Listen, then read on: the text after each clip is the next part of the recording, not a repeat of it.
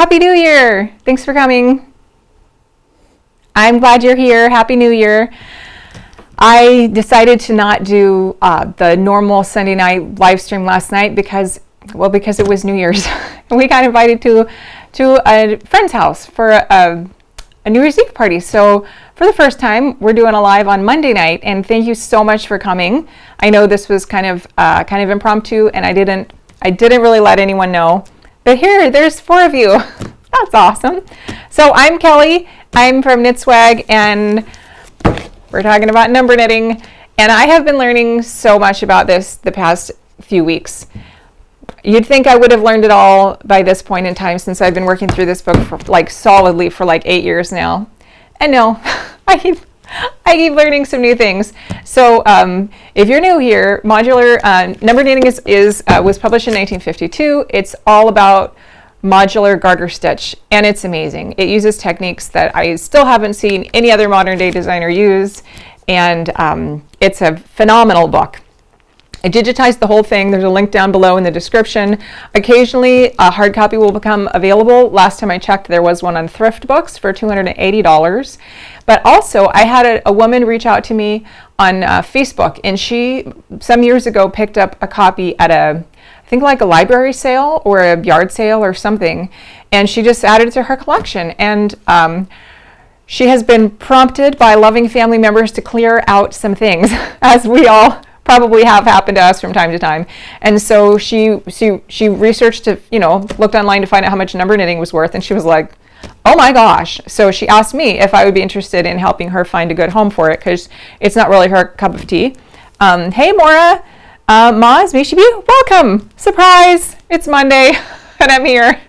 But she did tell me she's looking to get $200 for it, plus shipping. And shipping is gonna be less than $10. So if you are looking for a hard copy, your very own hard copy, she says it's in phenomenal shape. So if you're looking for a hard copy, there is a cheaper option than the one on Thrift Books. And so if you're interested in that, leave a comment in the notes below, or message me, or however you get a hold of me, and I will connect you with this nice knitter on Facebook who has a hard copy for sale. Okay, so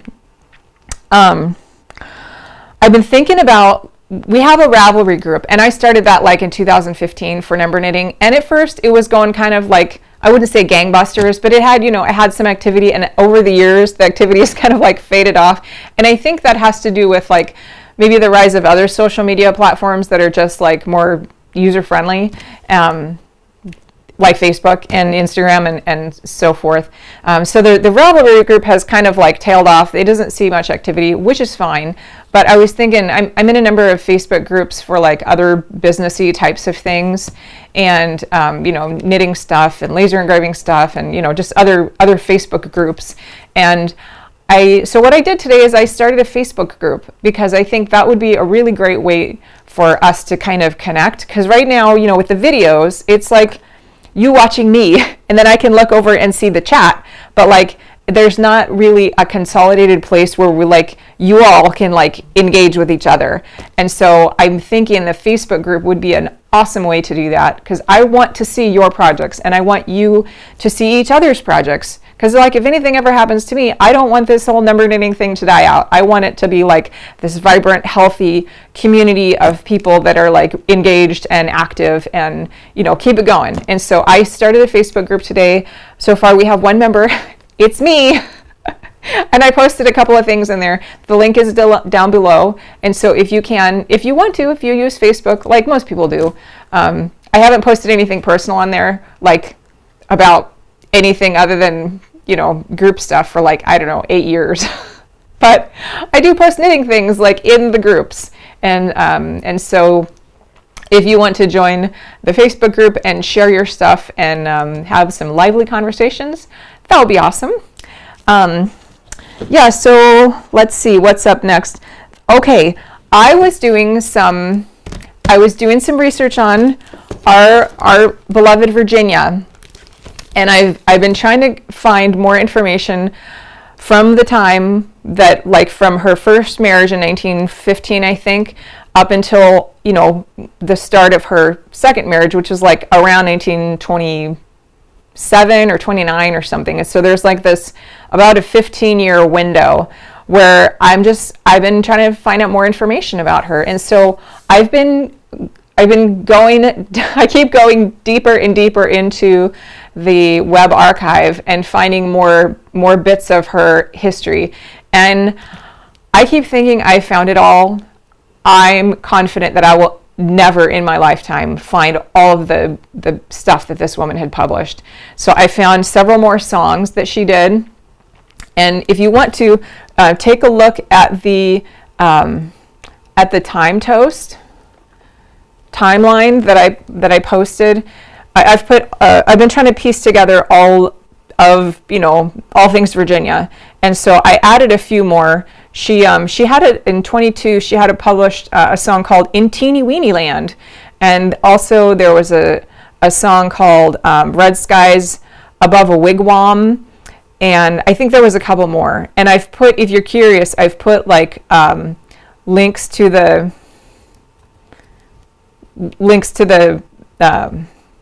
where you can find the publication that they were listed in. Those are usually like copyright entries.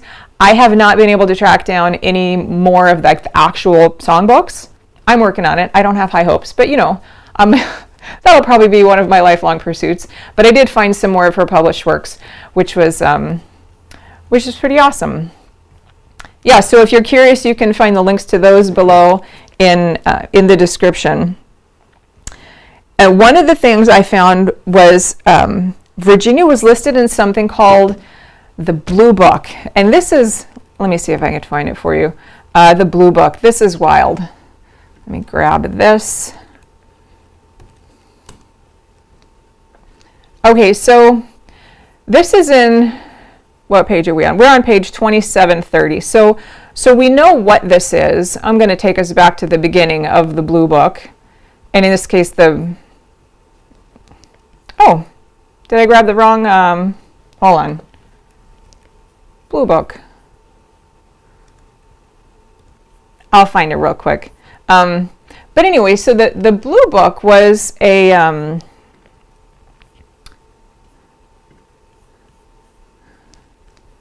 the Blue Book was like a listing of people in New York high society. And it had their, the name of the husband and wife, or, one or the other, if they were like single, the man and the woman. It had the name, and it had the woman's maiden name, and then it had their street address. And the purpose of this was so that you can, as a fellow high society member, you could go calling on your high society friends and I guess visit with them. I'm not sure like what it meant to call upon someone in like 1915, 1920s New York. But Virginia was listed in this book called the Blue Book, and she was like, they were very high society. And we know this because she had a cook, and she lived in like at least a 7-story apartment. I found one of her addresses. I think it's listed in the notes there, but that was really interesting to me. So now I need to do some more research on what it meant to be part of high society New York. There was another publication I found that listed several social clubs that either her husband or maybe both of them were a part of. One of them was called the Players Club, which was like a theater group.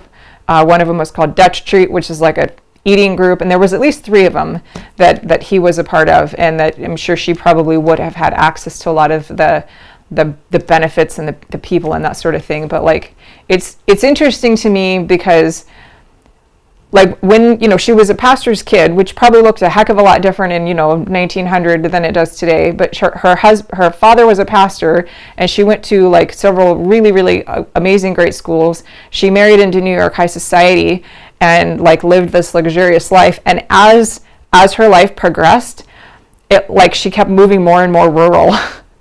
And toward the end of her life, we see her living in Castine, Maine, and she wrote a poem about learning how to use a rake and a hoe and a shovel to make a garden in her backyard, which is charming. I love that she like made a full progression. So anyway, that's some of the historical stuff I've learned about Virginia the past couple of weeks. I thought it would be fun to read one of those poems. This poem is called Winter Garden.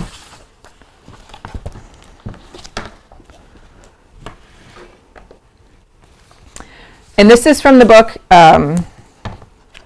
if you're new here, this is from her book of poetry that was published right after she passed. It's called And the Evening and the Morning, and it was published by her friend Thea Wheelwright of the Bond Wheelwright Company. And Thea has a really great, publisher's note all about her relationship with Virginia. So this was published right after Virginia passed, but it like all the poems were gathered up while she was still alive. So this poem is called Winter Garden. Sleep quietly, summer is over, sun will not help you, rain is frozen, snow is falling, the wild geese long ago smelled ice in the sky and are gone. Did you imagine none other deserted, none but your single acre of gardened beauty? No, the wild growing field and the forest are white also, only the heart remembering one by one each fiery flower, the fountain, the burning stone, the fluttering ivy, the singing remembers alone. And you that have died in your sleep and are blanketed over in crystal whiteness, have you no way of knowing closer than seed or dream the faithful lover is life that lies at your side beneath the snowing? Thank you, Virginia. I love how she writes poems about all the different seasons. I have yet to find one of her poems that talks about high society. These are like full of nature. I'm sure in some of her short stories that she published in publications like the Outlook, they do have more like city tales, but for her poetry, it seems exclusively to deal with like life and death and like natural, the natural earth and God and family and friends, and it's very approachable. It's not high society stuff. It's like it's very down to earth, which I love very much. All right. So, what I'm working on, I started this sweater a couple of weeks ago, and I finished it this morning. This one is called the Hampton shirt. So let me show you the pattern for that. This is my fifth Hampton shirt that I've made, and they're all very, very different. So I've got the number knitting book up. I digitized it. I redrew all the charts, but I like to, when I'm actually working the patterns and showing you all the patterns, I like to refer to like the hard copy, but the Virginia's version of the book as opposed to the charts that I've redrawn, because there might be things that that maybe I overlooked, or I like to refer to her verbiage. So that's why I always have this up. Okay, so this is the Hampton shirt. It's on page 238. She's got two versions of this shirt. Actually, she's got three. One of them is a vest kind of a thing for a man, and it's got these zigzag ski tracks. And then here's that version. And actually, I've probably showed this before, but since I'm talking about it, I will show it again. All right, so never mind all that junk on the left. All right, so this is the man's version, or the vest version. It's got kind of like a boat neck collar, ribbing at the bottom. It's got these zigzag ski tracks. Fairly self-explanatory. On the next page, there's also one called the Hampton shirt adapted for women with short sleeve. And it's similar in that it's made with divided squares. So you've got one, let me zoom in a little bit here. You've got 1, 2, 3 rows that go all the way across, and then you've got these two on the side here, and then you've got another row at the bottom, and then you've got 5 by 4 along the back. And here is what this one looks like. There we go. That's a little bit easier to see. So it's like a scoop neck. And I love this. This is done, I think, like on number probably like number 7 or 8 needles on lace weight yarn. It's a single strand of yarn as opposed to applied yarn. And this fits like a dream. Okay, the next one of the Hampton shirt, this chart is kind of confusing because it doesn't say here that these are 2 different sweaters and that this thing goes with this. So you just have to kind of figure it out. So this one would be the black one, which is like the scoop neck. And then this, which is yellow, is this right over here. It doesn't have a scoop neck. And it seems kind of like a weird shape until you actually knit it. And then it begins to make more sense kind of toward the end. So here's that one. This is one I made a few years ago and I guessed wrong on the size, and so it's kind of a belly shirt.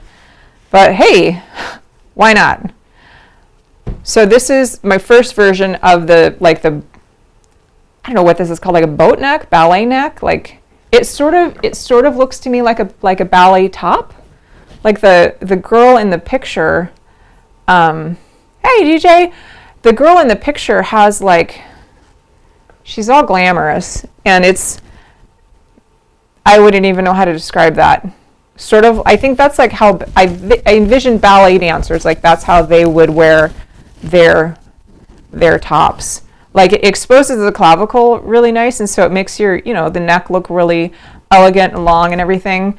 The issue that I have with this is for those of us who wear like a normal modern bra, like that's where the straps go. And so like it looks prettier if you just kind of like tuck those down out of the way, but then that's like, it's more elegant and it's more uncomfortable, which I guess is like, maybe in my experience, that's how elegant clothes are. They're lovely and awful to wear. Am I alone in that? Probably not. Maybe I'm unusual than, like different in that a lot of women, in that I rank comfort as like a much higher level than style. For better or for worse. Yeah. So I made another version of this like boat neck sweater, but this time I did it in a Noro. It's like a cotton silk blend Noro. Whoops. Hold on.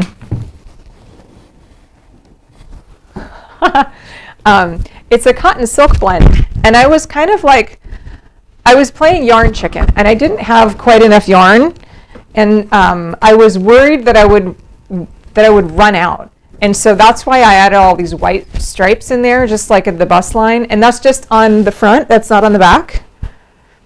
But I added these white stripes in there to kind of like make sure that I didn't run out of the pink yarn, and that that worked okay. I did have some more of this other Noro, which is a wool, a single. It's almost like, I don't have the tag handy, so I don't remember exactly what the name of the yarn is called. But it's like it's a single, but it's not, it's almost like it's sort of been felted just a little bit. It's really unusual because normally if you have, it's almost like an unspun. It's spun just a little bit, but it's got some sort of a felting sort of a thing going on. And so that it's, you can't just pull it apart. It's got for how little twist it has a tremendous amount of strength. And it also has like varying thickness in it. And so some parts of it are thin and some parts of it are thick, which makes it charming, but it also makes it a little bit bulkier than I would have liked in some spots. And so there are some parts of it where where if it was extra thick, I tried to stretch it out to make it a little thinner and to make sure I didn't run out of yarn. So I did break it a few times because of that, but that's okay. So I did the body. I think the body of this was on these bottom squares. These were on 7s. And then I did these ones, the top part on the front and the back, I did them on 8s. And this this white yarn, it's a little thicker, maybe like 10 to 15% thicker than the pink yarn. So the combination of that thicker yarn in conjunction with a larger needle size, this bust area, it has more, like these squares are significantly, maybe not significantly, probably like 15% larger than the squares on the bottom. And so it adds the extra fullness in the bust that I needed. And then I did I did some divided squares like the pattern specified. I did divided squares along the bottom there. It took me a few tries playing with, like, you know, the gauge, because I wanted to drop down a couple needle sizes. I think do it on a size 5, but that was awful. So I did the bottom on a size US 7, and then I did this top, like these top squares. But then I was running so short on yarn that I couldn't do divided squares on the sleeves like the pattern specified. See here, it specifies divided squares. Okay, now this is where I got confused. This is why it's so important to read the pattern. And like one of the reasons I'm like very cautious about saying that I'm ever going to republish this, because this is one of those areas where it's so easy to miss it. Okay, so count with me now. How many of these small divided squares do we have? 1, 2, 3, 4, 5, 6, 7, 8, 9, 10, 11, 12, 13, 14, 15, 16, 17, 18, 19, 20, 21, 22, 23, 24, 25, 26. So we've got 26 according to that, front and back. And so that's how I did my math. And I was like sort of certain I could get it complete, not entirely certain, but you know, I forged ahead and I played yarn chicken because that's my favorite sport. And so as I was working on these, I was like, I don't think I'm going to have enough yarn to do like 5 divided squares here, 5 divided squares here, front and back. That's 20 divided squares because there's 10 on the front and 10 on the back. But hold up now. If you go over to this other page, this is page 242, Virginia says border front and back sections still separated with a row of small divided squares on 7 plus 7 stitches. Finish armholes with a border of 9 small divided squares on 7 plus 7 stitches. Well, hold up, because here I counted 10. There's 10. But she says 9.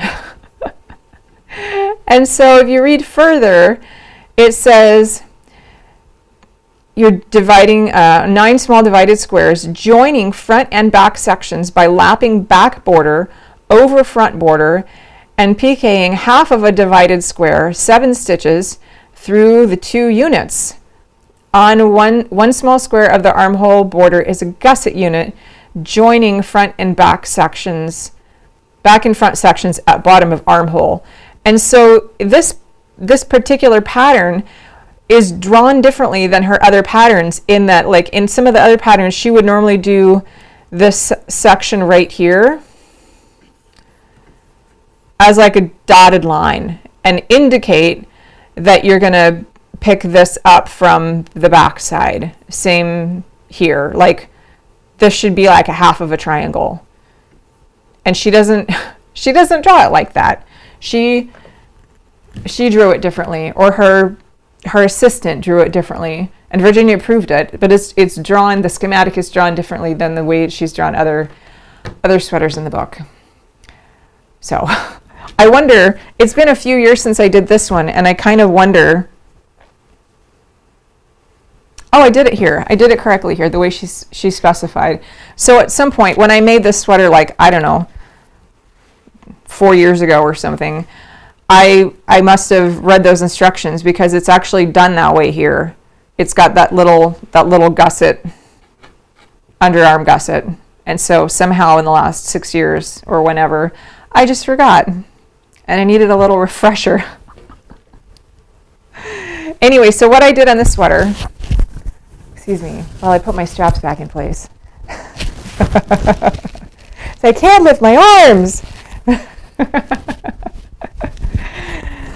All right, so what I did here is I picked up along the edge and I worked the armholes like in the round. So I'd knit one row and then purl one row and knit one row and purl one row as to give garter stitch. But then I did a little, like I had a stitch marker there at the bottom point, and I just did a double decrease on either, I did a decrease on either side of that stitch marker on every other row, just like if I was knitting a divided square, and that gave me that nice 45-degree angle under the arm. And then I also, as she specified, I lapped the back of this neck part over the front. And so it has that nice long neckline. Now, another thing that's interesting about this is that when I was swatching, I don't really swatch. I just cast on the project. And then I'll knit for like an hour. And if it's wrong, I'll start over. But like, that's my version of swatching. And so I did that, and I was like, oh, I don't have enough stitches on this square. And so if I keep going, the sweater is going to be like this size, which would fit a 7-year-old. And I was like, I'm not doing that again. And so I cast on more stitches, and then I forged ahead. But even just this morning when I was measuring, I laid this sweater out flat, and I think the measurement of the sweater was like 17 inches across. And so in theory, that would mean that it's 34 inches around, which is larger than my waist. And so I was like, I don't think this is going to fit. It seems like ridiculously tall. It's like 23 inches long, which seemed like it would be, like it would come down to here. That's how I felt. Like it's going to be way too long, and it's going to be way too wide, and the shoulders are going to be too wide. Like everything about this is going to be wrong. And so I messaged my friend Karen, who's 5'9", and I was like, how do you feel about pink? Because I have a sweater in your size. But you guys, I tried it on, and I was like, dude, it totally fits. It totally fits. And I think the reason is that because normally I work with finer gauge yarns. Like this is like a light fingering. I think I got like, I don't know, 6.5 stitches to the inch on this. This particular sweater is more like 4 1/4 stitches to the inch, and the yarn ball said it was a DK. I don't know if I'd buy that. The pink is like a cotton silk blend with maybe a little bit of, I don't know, something else, and it's mostly cotton. And so cotton, as you know, it's like it's heavier, and it's a more dense fabric. And so you combine that with the garter stitch, that makes it really dense. And I was like, this is not going to work at all. So this sweater is it's thicker than I'm accustomed to. It's cotton. I was like, because I need more cotton sweaters because I live in the South and it's hot here in the summer. But because the fabric is more dense, and it's thicker, it by necessity, and I know this mentally, I need to have more ease. And so like if I was to take this fabric and put it in a sweater that actually like perfectly matches the size of my measurements or even smaller, it would be miserable. And so the fact that this actually does have that positive ease in it in like all the right places and with just the right amount, which still shocks me that it actually worked. It worked, and it fits great, and I love it. And so that was kind of a nice surprise. Yeah, I wish I could be one of those, and I suppose I could be one of those people that's like really, really, really, really particular, but I'm not. Not about swatching. Anyway, so that's this sweater. It's lovely. I do wonder how it will like wash up because this is cotton and this is wool. They're both hand wash, so I'm sure it'll be fine. But I've never mixed like two different fiber contents before, like this way. So we'll see. One of the great things about the modular garter stitch, because it's got that crossway tension, and so it's always just gonna like pull into whatever shape your body is in. And you know, because like if you do things in stockinette, like they kind of tend to grow vertically, but with the crossway stretch, they don't, which is nice. So it's a lot more forgiving than probably like a normal like run-of-the-mill stockinette sweater. Okay, so since we're talking about the Hampton, I've probably showed you guys this before. I'm sure I have, but you know, it's my 5th Hampton. This one, whoop, nope, here we go. This is the one that I made from hand spun alpaca. And it's got the a nice little placket. Placket, is that what this is called? I don't know. That's what I'm gonna call it. And for this one, I did the ski tracks design like on the men's sweater, and I added some ribbing on the bottom. I think the next time I do a sweater that's like a more narrow, like a close fitting like this in a finer gauge, I think instead of 1, 2, 3, 5 rows, I'm going to add probably at least another row, because this is not quite long enough, and I always find myself like tugging it down. So that's just something else I'm learning along the way. Okay, so that was my yarn chicken. Let's see, I'm taking a peek at my notes real quick. So I titled this video Yarn Chicken and Chicken Yarn. The gray Hampton. Yeah, this one. Yeah, this it's interesting. It's like it's very, very, very subtle. It's like the palest shade of blue and purple and a little bit of teal. It's very, very delicate. And there's 2 skeins, obviously. I don't know if you can see it in the video. You know how they say use alternating, you know, 1 row of, or 2 rows from one skein and 2 rows of another. Yeah, I didn't. So like this half is more purple, but like, who cares? Who cares? Yeah, this does show the really nice stitch definition. I think this was probably a 2 or 3 ply superwash, very tightly spun, and so it's very crisp. And this is a dream to wear. And for how small it is, because it's a belly shirt, all of these sweaters are like shockingly warm, which I don't know how I'm going to feel about that in the summer. But in the winter, it's really nice because like I could totally have, you know, like no sleeves on and be fine, because these things are like wearing a vest. They're tremendous. Okay, so chicken yarn. All right, so where does this come from? We're gonna refer to Virginia's book. She wrote this section when she was in the introduction, and she was talking about how the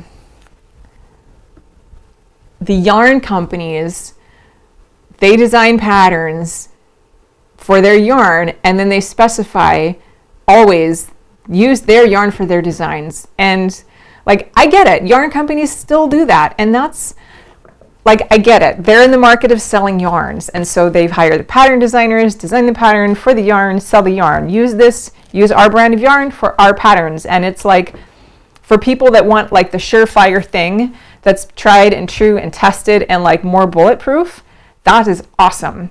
But for people that are more like adventuresome and really don't like to be told what to do, like, that's harder to swallow. Like, I don't know ever in my life if I've ever used the yarn specified in a pattern.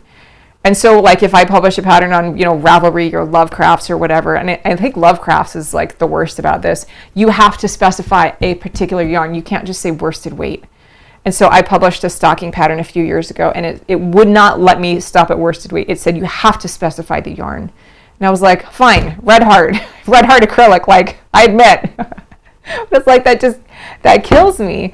Like, why can't we specify the qualities of the yarn, the weight of the yarn, maybe, you know, the like wraps per inch, but like, I don't like specifying the particular yarn. Like, that just irks me. And it did with Virginia too. And so she has this whole section of the book about the snooty shopkeepers at the department stores who sold the yarns, and the yarn companies, like, you have to use, how does she put it? Use it is he who manufactures the medium used by the craftsman, the knitter, and stamps the design with chicken feather yarns are the best yarns. Use chicken feather yarns when you are knitting chicken feather designs. Now this is fine as far as it goes. The trouble is it goes in a circle, for unless an artisan moves a craft into the realm of art, it will chase its own tail and wind up on the wheel of a machine. Preach, girl. So maybe a couple of years ago, I was on, I don't know, like Google image search or something, and I wanted to come up with a logo for chicken feather yarns, like as a satire. And I found some interesting ideas. I found some possibilities, but then, you guys, I found chicken feather yarn, like actually made of chicken feathers. It's for real. And so there's this like startup in India. These people, they came up with this idea. I guess, India is like a super polluted country, and it's like super corrupt, and they have beautiful artisans and handiwork, but like the people are poor and the country is polluted, and it's very sad. But these two Indian folks that live there, they're like, I don't know, high-tech entrepreneurial types. They came up with this method to take chicken feathers and turn them into yarn. So what the guy found was, like, I guess the chicken butcheries in India, they scrub the feathers off of the chickens, and they just like dump them in the river, like all the chicken butchery guts and like all the waste, and like totally pollute the waterways, and make people really sick. And so he had this idea to like stop that. And so he partners with chicken butcheries, and he gets all of the feathers that are like nasty and disgusting, and they run them through like 7 different sanitizing processes, and then they clean them. And because they're like, it's not machines doing this, it's people doing this. They take each individual little feather and they like clip out the pokey part in the middle that would hurt you, and so what they have left is like this fluff. It's this fluffy stuff. And then hand spinners spin it. They spin it into yarn, and it's chicken feathers. It's chicken feather yarn. And so I've been watching this company for a couple of years, and I finally got my hands on some, and it was no joke, you guys, to get this stuff, because like I've never done an international wire transfer before, so I learned how to do that. I learned how expensive that is. Wowzers, that costs a lot. And like the whole international shipping and tracking, and the guy that I got it from, pretty sure English is not his first language. So, but anyway, I have chicken feather yarn. This was so expensive. Okay, so this is a cone of yarn. I forget the price that I paid for this, but it was a ridiculous amount. This was the smallest amount that I could get. Like, he said, I think he said normally they sell 10 kilos of this at a time, which is like 22 pounds at, however many dollars a pound or a kilo or whatever. And I was like, well, I don't have like $2,000 just laying around to spend on yarn. Like that would cause some, some marital stress if I did that. Like $50 is one thing, but like $2,000, like no. So and so I convinced him to like sell me one cone, like the smallest cone that he had, and I bought this cone of yarn, and this is it's amazing. Let's do this one. It's very thin. Let's see, how thin is this? It's a lace weight. I don't know if I can do like a wraps per inch. I don't have my wraps per inch tool, but I could kind of guesstimate on this crochet hook. It's a lot of wraps per inch, I know that much.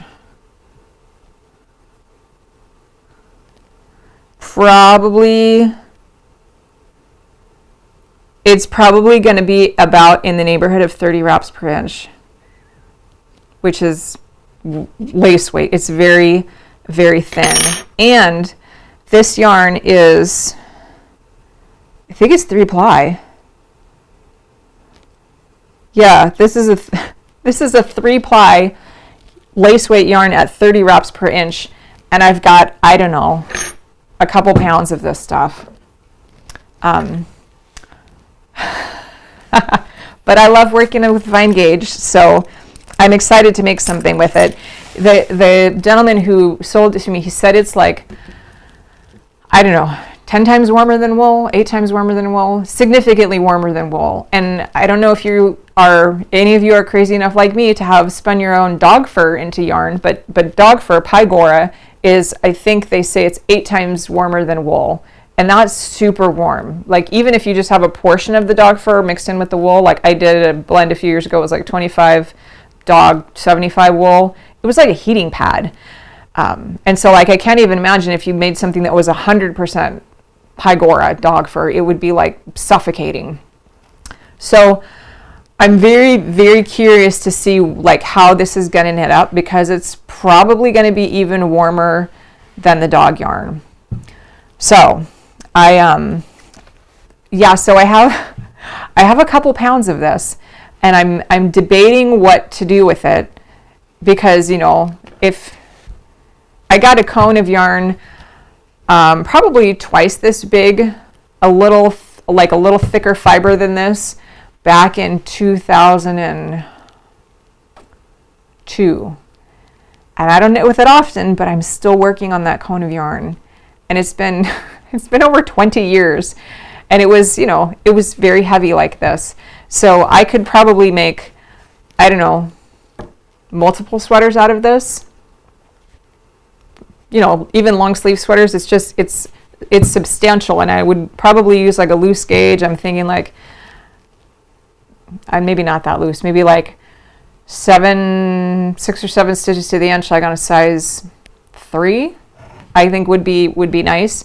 I haven't decided what I'm going to knit with it yet, or like how I'm going to dye it. I'm not going to dye it, because all I have is Kool-Aid, and like this is not Kool-Aid. Kool-Aid dyeing is not going to do this justice. So I have to figure out like how I'm going to get it dyed, if I'm going to dye it, and like what that's going to look like and what to make out of this. And so I would very much like to have your feedback, because like this is spectacular. I have not seen this stuff for sale anywhere else in the world. Like, not in Knit Picks, not at Lovecrafts, not on, Madeline Tosh, like none of the, the fancy breed-specific yarn companies like Brooklyn Tweed, or, I think Yarn Citizen is one that does like something recycled, like all of the fancy high-end brands that sell very expensive yarn. I've never seen any of them sell this. It's kind of like on the pricing scale, I think, of like some possum yarn that I got a few years ago. I got it like, I don't know, 50% off because the yarn shop was closing down, but like one little ball of this stuff, like 1 ounce, was like $26, which is outrageous. And that yarn is amazing, but like, I didn't get 2 pounds of it. I got like 1 ounce of it. So now I've got like 2 pounds of this stuff, and it's precious because like, it's really hard to get, and it's super expensive. So I'd love to hear your thoughts. I'm thinking about doing the, it's called cocktail coat. Maybe it's like a cocktail jacket. Let's see. Here it is. I've tried to knit this on 2 separate occasions, and I have failed both times. But I'm kind of thinking I might want to give it a try for this yarn. This particular pattern specifies white wool, and I think it's worsted weight white wool on size US 11 needles. Obviously, I would need to change I would need to change the gauge. I'm kind of toying with this idea though. But now that I say that out loud, I don't know if this yarn and the fabric that it would make would be substantial enough, because this is like it's got these big lapels here. And I think if those lapels are done in like a really sheer fabric, they just get kind of floppy and it might not look good. There's always the Hampton shirt. I've knit that in like 5 different weights now, and it's great. It works in all the weights because there's nothing flappy about it. But anyway, I'd love to hear your thoughts. If you want to like flip through the book and let me know, that would be great. I'm not sure, because I'm also curious, like how well is this going to wear? Like the alpaca sweater that I made with the hand spun, it's lovely. I mean, it's tremendous, but like, I don't know if you can see here, I wore this under a jacket at Rhinebeck, and where the jacket like was rubbing on this, there's like, it's got all these fuzzies, and you can't really tell that much because it's, it's like dark yarn, but there's definitely some wear in here. And so like this particular fabric is pretty delicate, and so I'm curious to see like I don't know how rugged this is going to be. I know it's going to be super warm, but I don't know like how rugged it'll be. I suppose if I knit it with like a tighter gauge, that would make it more, sturdy. I'm just not sure. And it is a 3-ply, and because it's a plied yarn, that'll make it more sturdy too. So I don't know, this whole thing is like one grand experiment. I was thinking about some ideas that I had about different ways to dye it, and like, how I could do sweater shaping and, make the whole sweater out of boxes and sort of like a pooled yarn effect, like pooled knitting with modular knitting, and like have extra shaping on the side for the bust, because I don't like boxy. So I have all kinds of ideas. So this is going to be probably my biggest 2024 project. Yeah. So that is chicken yarn. And I haven't, it would be cool if eventually, if I could import this to the US market. Like, I don't have enough to do, but I wonder like if this is weird enough that people would want to buy it. I don't think like as a business it would be super profitable, because being in the yarn business, like unless you're whole hog and make like a huge company out of it, nothing in the knitting business seems profitable. But it's interesting enough that I wonder if other knitters would like, want to pay me enough to get their hands on like an ounce or a half an ounce or something. I don't know. Would you guys be interested in chicken feather yarn if the price was right? Let me know. Okay, so that's chicken. That's my crazy chicken feather yarn. Oh man. Oh, okay. Here's another fun thing I found recently. I was at this is really small, but I'll try. I was at the Raleigh Farmers Market recently, and I must have looked like very approachable. There's, I think, some quality about me that's like very not intimidating. And so I was just like walking along minding my own business, and all of a sudden this Mennonite woman was like, "Hello, can I show you our products?" And I was like, "Yes." So what she showed me was this is her website, she and her husband, and it's like quilting. And so her son makes polywood furniture. And I don't know if you know what polywood is. It's like recycled. They take, plastic bottles and stuff, and they recycle them, and they mix it with wood fibers, and they make like Trex boards and like all kinds of like outdoor weather resistant, boards that you can then use to make furniture. So like, brightly colored Adirondack chairs and like brightly colored, patio furniture, and it's made of polywood. And so her son was making all this stuff, and then he was like, well, I have all these scraps. And so he brought all the scraps to mom and dad's house. And apparently mom is a quilter. I mean, of course.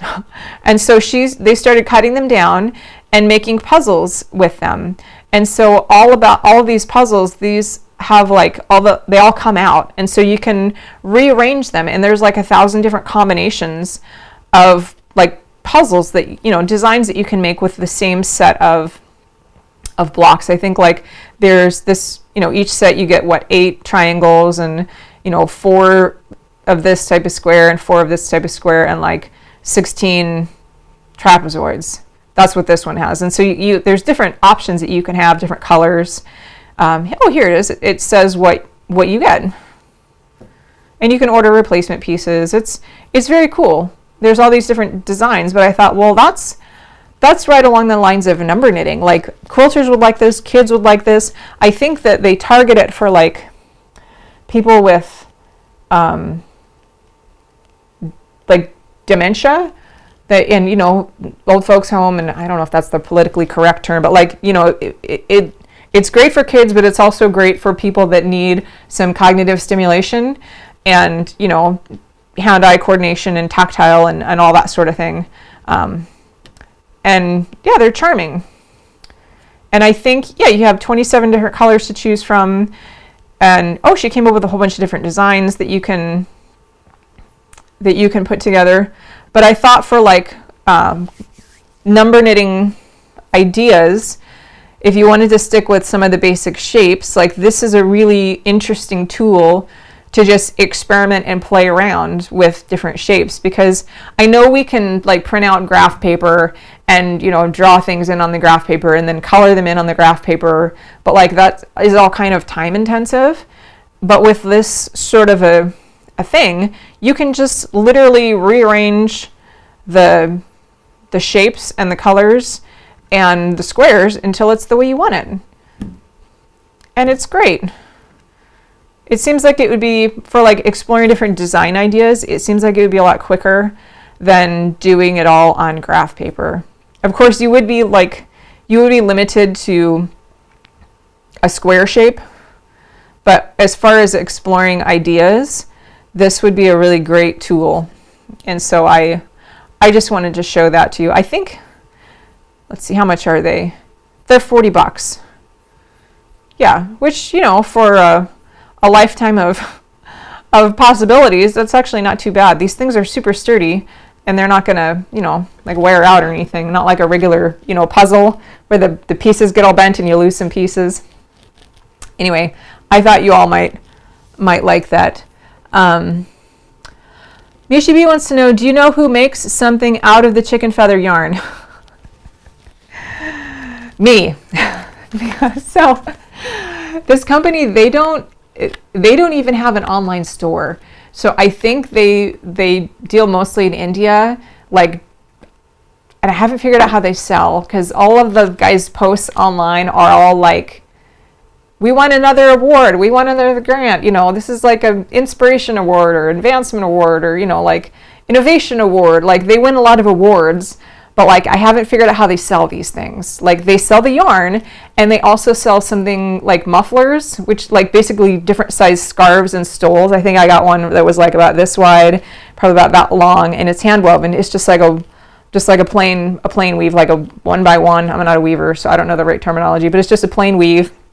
But it's like this is made of the 3-ply. The scarf that I bought is like it's a single ply, and so it's like super sheer.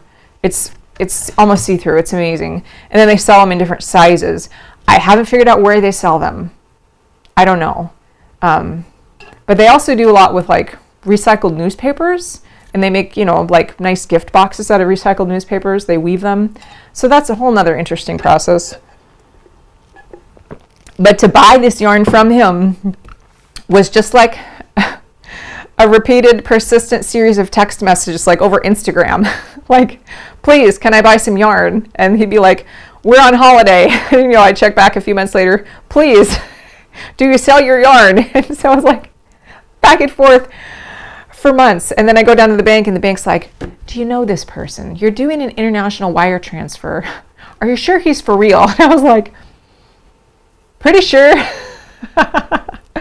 So like no one, even the guy making the stuff doesn't really sell it. I mean, he sold some to me, but like, I don't know how else he sells it. Because surely he's not just selling it on, to Americans over Instagram message. Like, that's insane. Maybe he's got like, there's like a regional like trade network that he works with exclusively in India. I don't know. As far as like what else they make, like the only thing that I've seen made out of this is their like woven shawls, which are gorgeous. They do sell some. They do have yarn available that's like pre-dyed. I think they have like blue and green and like red. They were like solid, deep, very intense colors. And I thought I really want the natural because I want to dye it or have it dyed. So I didn't want like the McDonald's yellow for my yarn color. I wanted it natural. But as far as like what is being made, like who's making anything out of it, I haven't seen anyone else. I've never seen this yarn before outside of that one company. So I haven't ever seen any knitters use it because I'm probably the only knitter that has it. It's sort of, it's in the realm of like, it's close to cobweb yarn. I don't know if you've ever worked with cobweb yarn or felt it. Like I've been in one yarn shop in my life that sold cobweb yarn, and it was exquisite. It was very, very thin, but it was lofty, and so you could knit at kind of a looser gauge, and it like would still hold together. This is very thin, but it's more of a streamlined kind of yarn. It doesn't have that loft that the cobweb yarn does. And I suspect that's because of the fiber length. Like I don't know what they make cobweb yarn out of. Maybe a few different types of fibers, but like the fiber length is going to be a lot longer than chicken feathers. So they have to spin this probably pretty tight because I don't know how long the fiber length is of a chicken feather, but like I'm guessing it's like very small. And so this is, very tightly spun, and then it's, 3-plied, and so it's very thin, but it's kind of in the neighborhood of like close to cobweb. Maybe it's lighter than any lace weight that I've ever used. Yeah, it's going to be amazing. I want to make sure I do it justice. So if you have ideas for me, please let me know, because I could use some help, because I want to treat this with the love and the respect that it deserves. Okay, so we were doing a knit along. At least I was doing a knit along. Last quarter, we were doing what did we call this? I think I called this the roundabout hat. I don't know if I ever got any like more interesting names. I forget. And my thought was that like and that pattern was free for the last quarter in the download through Dropbox, and I think that is like no mas, it's expired. And it's, if you want it, I'll send it to you, but I wasn't going to renew it or publish it or anything. But if you knit one of these hats, it was going to count toward a one entry into the giveaway. No, the knit along contest. And I know that I knit like 10 of them. As far as if anyone else knit one, I know Anita sent me some pictures of hers through Instagram. I don't know if anyone else knit any, or if it was just me and Anita.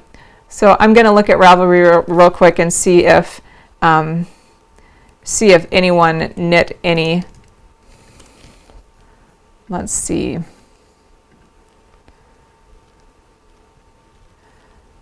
There we go. Here's the Ravelry number knitting group. Hat design. One person posted, I believe that was Janice. And yeah. So Anita was the only one that knit any or sent me any pictures. Anita, you win. We will figure out a prize for you.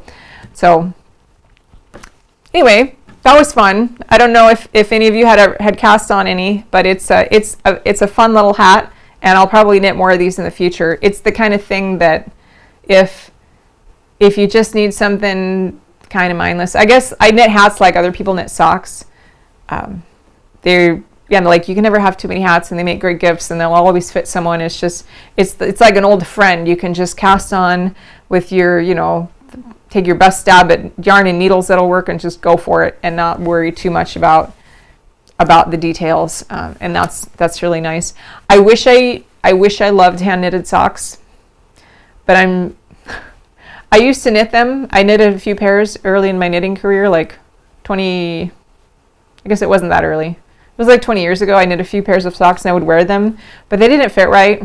And I could feel, even though it was sock yarn, I could feel all the stitches under my feet, and I didn't like the way it felt because I have some sensory issues. So I don't wear hand knit socks anymore, and I don't knit hand knit socks, but I do hats. Yeah. So for the next quarter's knit along, Maura wants to know, do you remember the original collar forms? I don't know what that is. The box comes with a geometric vinyl shape that you can use for making quilt squares. Oh.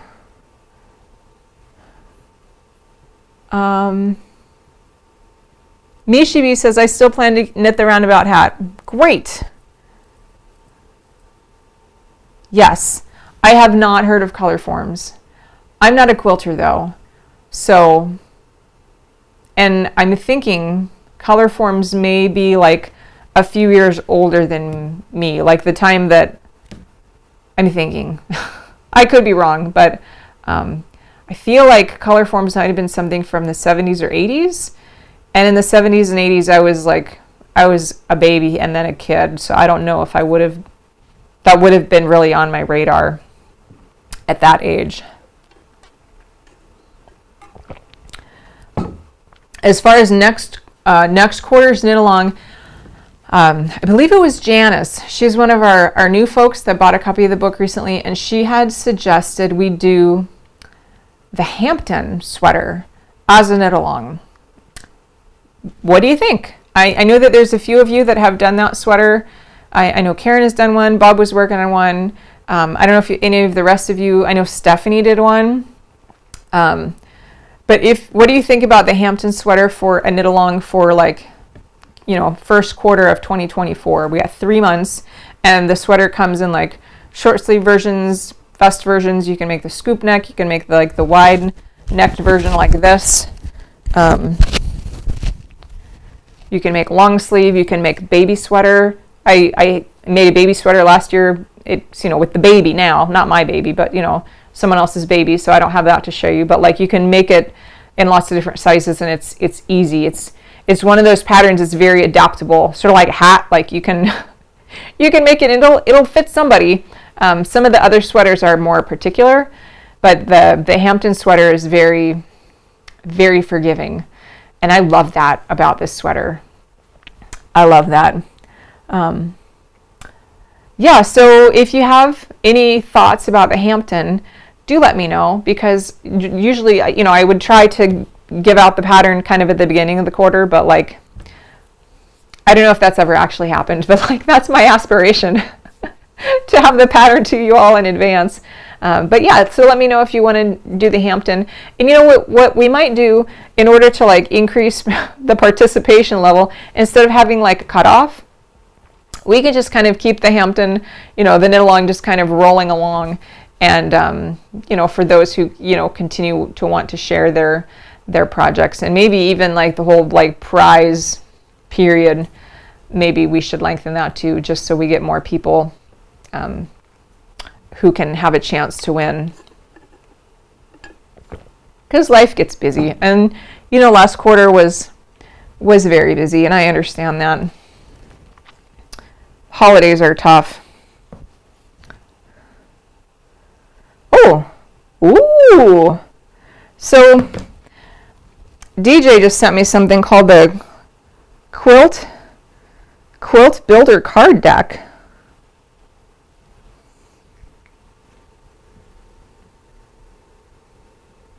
Have you all seen that? That is neat. That looks very similar to the Poly Blocks, Puzzles with a Purpose that I just showed you. Quilt Builder card deck. That's great. I'm going to put that in the show notes. Mishi B says, I've got one from out first go around and I've not finished, but is informative to do and really delves into Virginia's method. Are you talking about the Hampton? Because if so, I agree. I think more than, like, some of the other sweaters are just like, there's too many pitfalls. Like, there's too many ways to screw it up. And so it's like the winged blouse, and then the bodice blouse, and the copper cardigan with like the super long sleeves, and they're super wide, and just like there's a lot of other sweaters that are not as forgiving as the Hampton sweater is. But the Hampton sweater is like, it's tried and true. And I think I've knit 6 of them so far, and they all fit, which varying degrees of abdomen are showing, but I would wear all of them out and be comfortable in them and not feel ridiculous with some of the other sweaters that I've made. So I think Hampton is a good choice for if you're going to knit your first sweater, from Virginia's book. Start with the Hampton, because it'll make you like number knitting, where some of the other ones will be like, are you kidding me? This is insane. I was thinking about some of the other sweaters. I think one of them is called like ring stitch cardigan or something. Let me see if I can find the page that it's on. There's a few of these that I haven't knit, and I keep saying I need to knit these. I need to knit this, and this is one of them. And I'm having a hard time bringing myself to it, because this is it's a very vintage style, and I haven't figured out how I could make this work in my normal wardrobe. It feels to me like it's been pinned here. When you go to the mall and you see how all the jackets and shirts and everything, they're pinned with extra fabric in the back. I feel like this one has been pinned there to bring in that waistline. It's not so much here, but in order to get this nice silhouette here, I think it's been pinned. So this is tacked over here or pinned over here at the side, and then it's tacked up here at her neck with some sort of a button thing to give it that nice shape. But it's kind of a dated style. And then this whole thing is I just don't know. I don't know about that. I mean, I will knit it eventually, because that's the purpose of this project.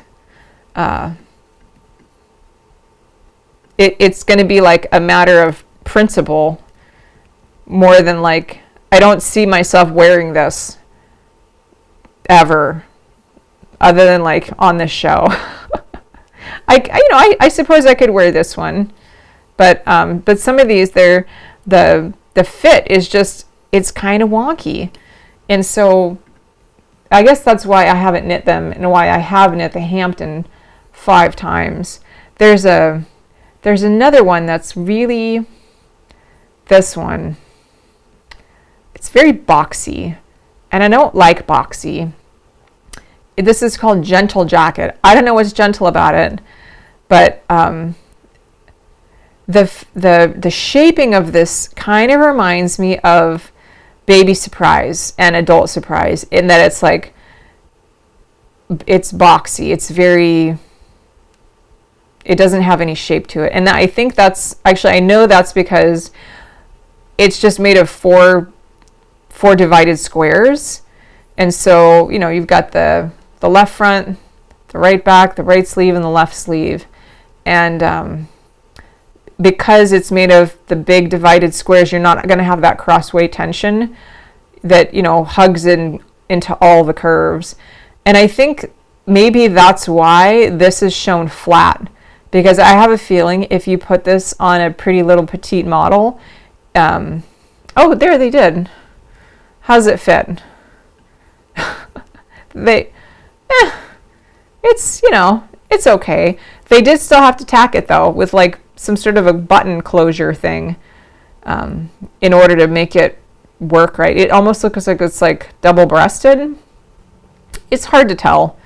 I need to knit one so I can figure out like what kind of pin shenanery was going on in order to make this fit right, because this looks like a potato sack, but this looks better. So I would want to experiment, see how they got that. But like just looking at this picture, I don't want to knit it. Do you ever have sweater patterns? You look at them and you're like, eh. I mean, I'm sure we all do.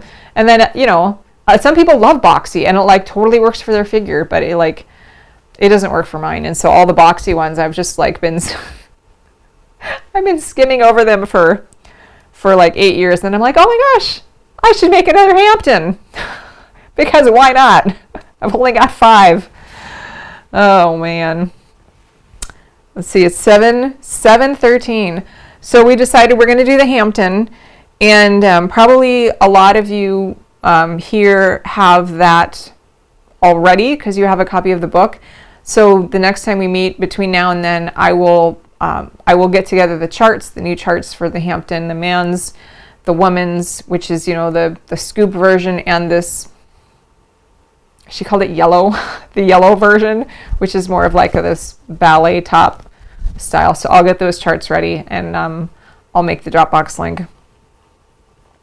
Yeah, I do. I think that in the book there was only one size specified, and at some point last year I had done a new like a stitch calculator, so you could do the Hampton in a different, like to fit you instead of the, you know, the size listed in the book. And it's not complicated at all. Because let me find the pattern real quick. Hampton.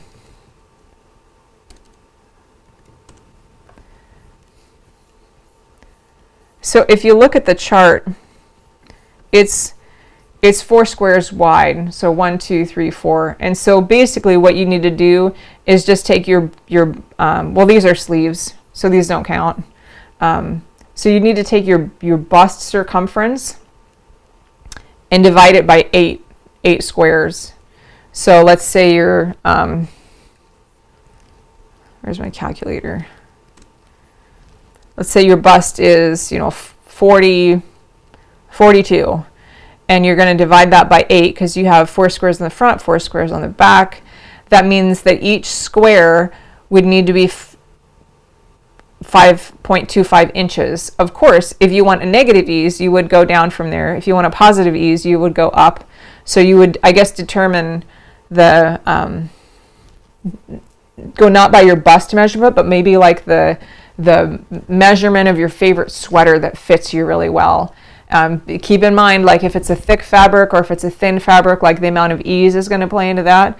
But yeah, go find your favorite sweater, measure it, you know, measure across the front, and divide that by 4, and that's how big each of your squares would need to be. And so then you would just take the measurement of your square, and you would get your stitch gauge by, calculate your stitch gauge, and then, so like if you had 5 stitches to the inch, let's see what that would be, 5.25 times 5 stitches to the inch, you would cast on 26 or 27 stitches for your squares. Now, one thing I did learn on this, I would highly recommend keeping your stitch count even, because when you work these borders here, one big square is going to have 2 little squares associated with it. And so like my squares were 19 stitches. And so I had to decide, well, do I want to go with like 8 stitches on these little squares or 9 stitches? So when you're calculating your stitch, your square size, be sure to choose an even number because it'll just make your life easier. Yes. All right, so that's the knit along for next quarter, and I will get those links. I will get those links ready for you very soon. So it is 7:17. I think we're just about done. And thank you so much for coming on this surprise Monday night show. Yeah, because I didn't really announce it. I maybe posted on Instagram like an hour before. I don't know. But anyway, thanks for showing up. I appreciate that. And I guess the next time that we get together, it will be, let's see, what's today, the 1st? So it'll be on January 14th, which is in 13 days. Yeah.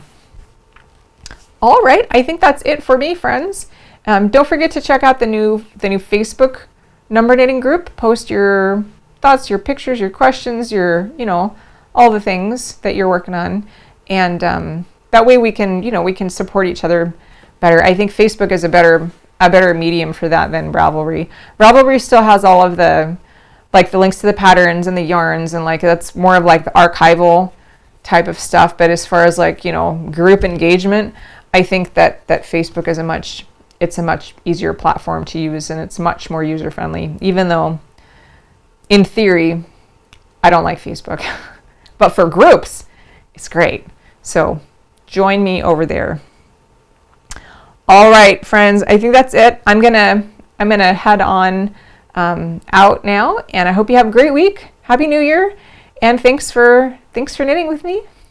All right, take care. Bye, friends.